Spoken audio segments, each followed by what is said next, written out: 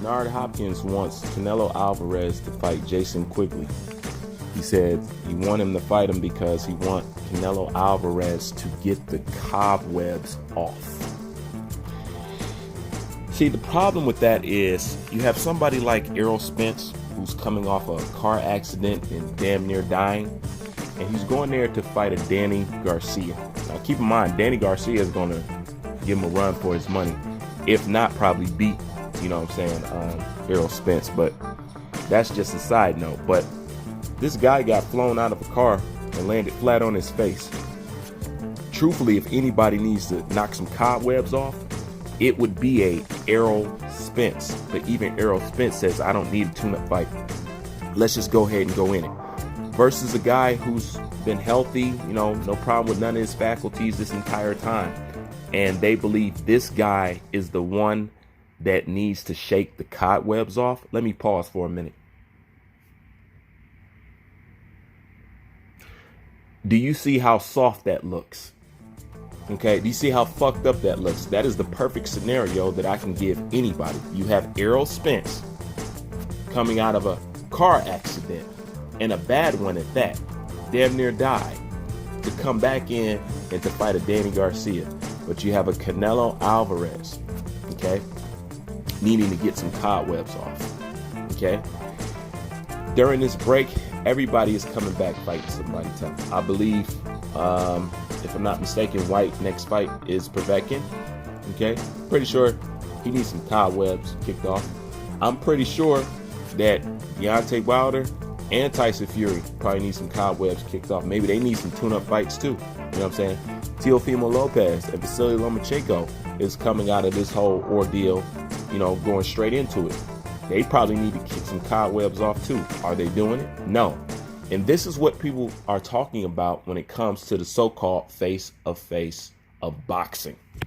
How can he be the face of boxing acting the way he's acting? Also, being the face of boxing, how can he, lead by example with all this duckery and all this cherry picking? You know what I'm saying? You got to call it what it is, because everybody is coming off the bench taking on some halfway decent challenges. But Canelo Alvarez is the one to shake the cobwebs off.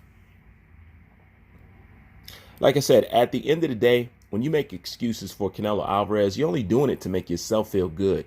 But like I tell you, just like I tell about Deontay Wilder, you're not going to fool the boxing aficionados. You know what I'm saying? When it's all said and done and they open and they shut the case and they take a close look at Canelo Alvarez's resume, people are going to tell the truth about what really happened, because people recognize it right now. You know what I'm saying? Canelo Alvarez needs to stop the shenanigans and get in here and throw his hat in the game, and he needs to stop being scared. He needs to quit worrying about taking a loss and stuff like that. He's made enough money.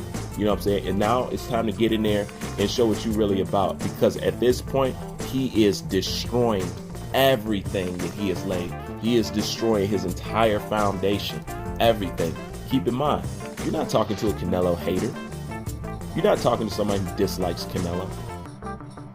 You're not talking to somebody who has a problem with a certain demographic of fighters. You're not talking to somebody. You're talking to one of the biggest Canelo fans that you could have.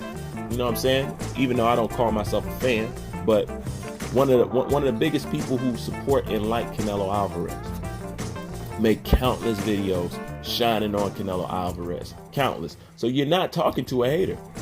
You're talking to somebody who supports and believes and likes a Canelo Alvarez. And when somebody's saying something like that, it should show you that there's a blatant problem in what you're doing. Now, of course, old media is always trying to make up excuses for certain fighters out here. They're like, yeah, well, he fights the best, this and that. No, he fights names. And you know what? Let me ask you guys a very interesting question. Okay, check this out. Okay. Is it more important to fight a tough opponent that doesn't have no name versus an opponent who has a name but it's not tough? Which one would you pick? Which one is acceptable? Because then that determines what kind of fighter and how you perceive your career. Let me say that again in case you missed it. Okay?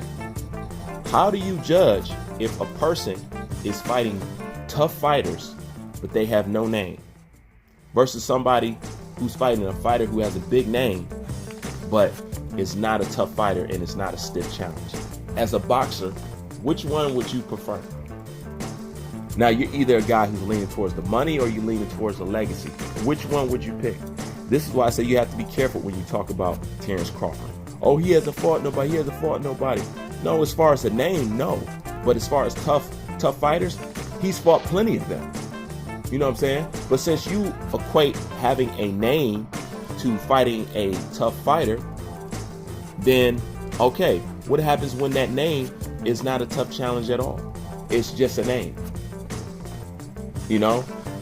Like Errol Spence wanting to fight Pacquiao or something like that. You know what I'm saying? It's really just a name. It's really no competition there, though. So should we accept people fighting good fighters just because they have a name? And should we knock people who fight good fighters but don't have a name? This is the question that you're going to have to ask yourself. And not only that, you're going to have to recognize the difference between the two. That's something that I can easily do. I can easily recognize when somebody's fighting a tough fighter, like Lopez fought Nakatani, like Terrence Crawford fought what's his name? Calvalez or Calvalez. Y'all know what the fuck I'm talking about. You know what I'm saying? That dude was a tough ass fucking fighter. You know what I'm saying?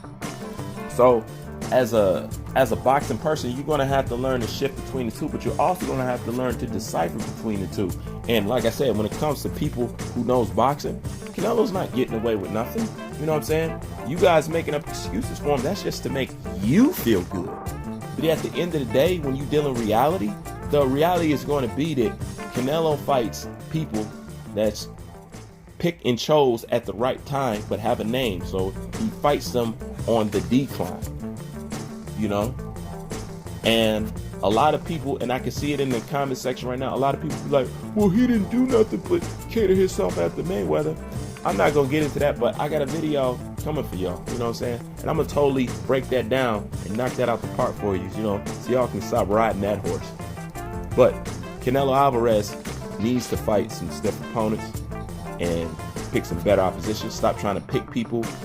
Stop picking wounded deers. You know what I'm saying? And stop picking guys that's too green and too young to do anything. You know what I'm saying? And give these people what they want.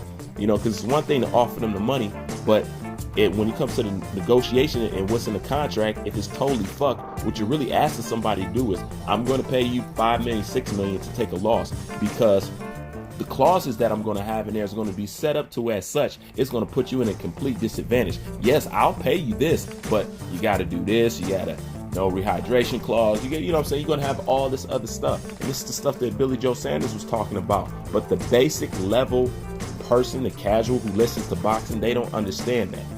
And casuals don't want to understand it, you know? But at the end of the day, this is an open and shut case. And this is always what you can put in front of it to stop that train, okay?